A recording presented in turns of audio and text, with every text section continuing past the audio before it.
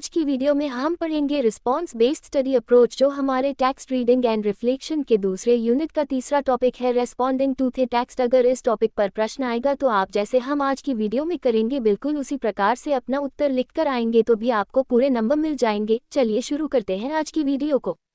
Introduction. जब हम कोई किताब, कहानी या लेख पढ़ते हैं तो क्या सिर्फ उसके शब्दों को समझना ही काफ़ी है? नहीं, हर पाठक का नजरिया अलग होता है, उसकी सोच, भावनाएं और अनुभव अलग होते हैं। रिस्पॉन्स बेस्ड अप्रोच हमें एक ही पाठ को अलग अलग तरीकों से समझने और उससे जुड़ने का मौका देती है। हमारे रोजमर्रा के जीवन में भी ये देखने को मिलता है। जैसे अगर दो लोग एक ही फिल्म देखते हैं तो ज़रूरी नहीं कि दोनों को वही संदेश मिले। किसी को फिल्म में दोस्ती पसंद आती है तो किसी को संघर्ष। यही रिस्पॉन्स बेस्ड स्टडी है, जहां हर व्यक्ति अपने अनुभव के आधार पर किसी भी चीज़ को समझता और उसका विश्लेषण करता है। अब चलिए विस्तार से समझते हैं कि यह अध्ययन विधि कैसे काम करती है। Approach to response based study, पाठ के प्रति प्रतिक्रिया आधारित अध्ययन की विधि। यह अध्ययन विधि 4 मुख्य चरणों में विभाजित है। 1. Understanding the core of the text, पाठ के मूल सार को समझना। सबसे पहले हमें ये जानना जरूरी है कि लेखक क्या कहना चाहता है। पाठ के मुख्य विषय, पात्र, कथा, लेखन शैली और उसके उद्देश्य को समझना आवश्यक है। जैसे अगर आप कोई कहानी पढ़ रहे हैं तो उसमें छिपी सीख को समझना जरूरी होगा, न कि सिर्फ पात्रों की बातचीत को पढ़कर आगे बढ़ जाना। 2. पर्सनल रिस्पॉन्स एंड कनेक्शन, व्यक्तिगत प्रतिक्रिया और संबंध बनाना। जब आप किसी किताब या कहानी को पढ़ते हैं तो क्या आपको कभी ऐसा लगता है कि यह आपकी जिंदगी से जुड़ी हुई है?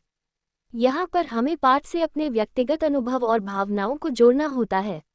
जैसे अगर कोई कहानी संघर्ष और मेहनत पर आधारित है तो आप सोच सकते हैं कि यह आपके खुद के जीवन में किसी घटना से कैसे मेल खाती है। 3. रीडिंग बियॉन्ड द टेक्स्ट, पाठ से परे पढ़ना और विश्लेषण करना। किसी भी कहानी, कविता या लेख का ऐतिहासिक, सामाजिक और सांस्कृतिक संदर्भ समझना जरूरी होता है। उदाहरण के लिए, जब हम महात्मा गांधी के विचारों को पढ़ते हैं तो हमें ये समझने की ज़रूरत होती है कि वे किस समय, किन परिस्थितियों में यह बातें कह रहे थे। इससे हम ये जान पाते हैं कि उस समय के समाज और राजनीति पर इसका क्या प्रभाव पड़ा होगा। 4. रिविजिटिंग एंड एवैल्यूएटिंग द टेक्स्ट, पाठ का पुनरावलोकन और मूल्यांकन करना। क्या आपने कभी कोई किताब दोबारा पढ़ी है और उसमें कुछ नया सीखा है? यही इस अध्ययन का एक महत्वपूर्ण हिस्सा है, किसी भी पाठ को दोबारा पढ़ना और उसकी गहराई में जाना। कई बार जब हम किसी चीज़ को पहले से बेहतर समझने की कोशिश करते हैं तो हमें नए अर्थ और संदेश समझ में आते हैं। How to approach response based study, प्रतिक्रिया आधारित अध्ययन करने की विधि। अब सवाल यह उठता है कि इस विधि को सही तरीके से अपनाया कैसे जाए। इसके लिए हमें 3 मुख्य चरणों का पालन करना होगा। स्टेप 1. प्री रीडिंग, पूर्व पढ़ाई चरण। सबसे पहले किताब या पाठ का शीर्षक, उपशीर्षक और सारांश पढ़ें। पहले से मौजूद ज्ञान और धारणाओं को ध्यान में रखें। जैसे अगर आप महाभारत के किसी अध्याय को पढ़ने जा रहे हैं तो पहले ये जानने की कोशिश करें कि इसकी मूल कहानी क्या है। स्टेप 2. एक्टिव रीडिंग, सक्रिय पढ़ाई चरण। महत्वपूर्ण वाक्य और विचारों को हाईलाइट करें। खुद से सवाल पूछें, लेखक क्या कहना चाहता है?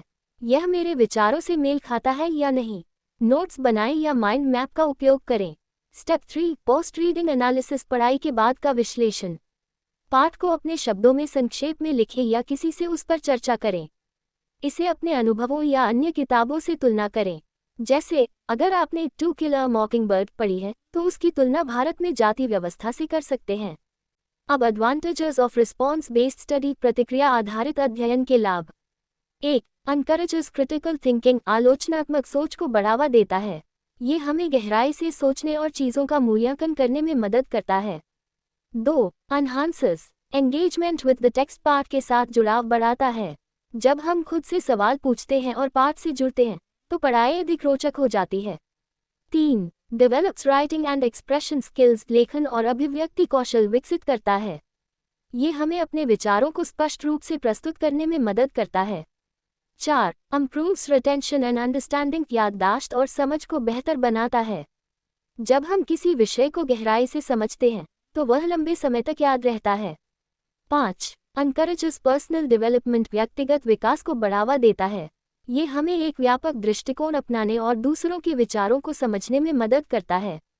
अब disadvantages of response based study, प्रतिक्रिया आधारित अध्ययन की सीमाएं। 1. टाइम कंज्यूमिंग, समय लेने वाली प्रक्रिया। इसे पूरा करने में अधिक समय लगता है क्योंकि यह केवल रटने की प्रक्रिया नहीं है। 2. Not suitable for quick learning, त्वरित अध्ययन के लिए उपयुक्त नहीं। गहराई से अध्ययन करने में अधिक समय लगता है, जो जल्दी पढ़ने वालों के लिए कठिन हो सकता है। 3. सब्जेक्टिविटी इन इंटरप्रिटेशन, व्याख्या में व्यक्तिनिष्ठता। हर व्यक्ति की अपनी समझ होती है, जिससे अलग अलग निष्कर्ष निकल सकते हैं। 4. रिक्वायर्स गुड रीडिंग स्किल्स, अच्छे पठन कौशल की आवश्यकता होती है। यह विधि तभी प्रभावी होगी जब पाठक में आलोचनात्मक सोच और विश्लेषण की क्षमता होगी। अब कंक्लूजन, निष्कर्ष। तो दोस्तों, रिस्पॉन्स बेस्ड स्टडी अप्रोच सिर्फ शब्दों को पढ़ने की प्रक्रिया नहीं है, बल्कि इसे समझने और अपनी सोच से जोड़ने का तरीका है। जब हम इस विधि का सही से उपयोग करते हैं, तो पढ़ाई अधिक रोचक और प्रभावी बन जाती है। हमारे दैनिक जीवन में भी जब हम किसी घटना या खबर को देखते हैं, तो हम सबकी प्रतिक्रिया अलग होती है। यही इस अध्ययन विधि का मुख्य आधार है। हर व्यक्ति अपने अनुभव और दृष्टिकोण के अनुसार चीज़ों को देखता और समझता है। तो अगली बार जब आप कोई किताब पढ़ें, तो सिर्फ शब्दों को मत देखें, बल्कि सोचें कि वह आपके जीवन और विचारों से कैसे जुड़ती है। धन्यवाद।